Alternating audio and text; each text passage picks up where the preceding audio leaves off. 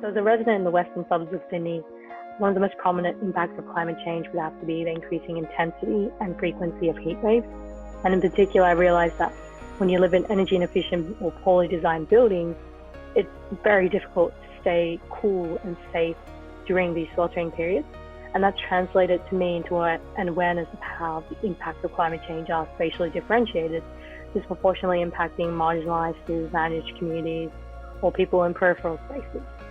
So I might be studying in Japan now, but I'm actually coming from France, from the southern region, the French Alps. In recent years, the winters have gotten a lot warmer.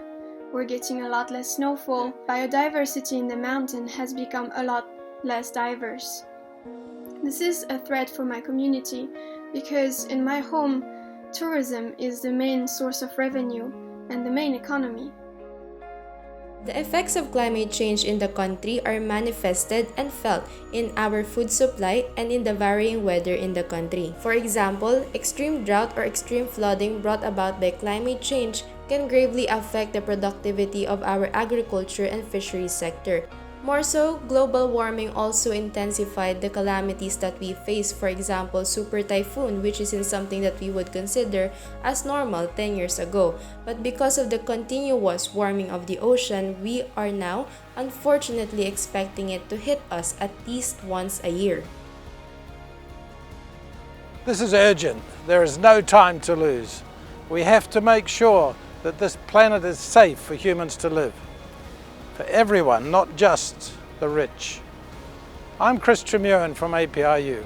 We are a network of 57 universities around the Pacific Ocean, Asia, North and South America, Australia and New Zealand. Many of you are joining Solve Climate by 2030.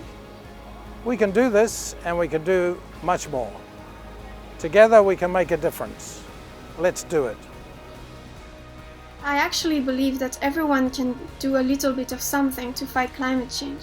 We've seen how the climate crisis is mobilizing an entire new generation of active, performative citizens, with students in schools and universities acting in solidarity and participating in protests, demanding change.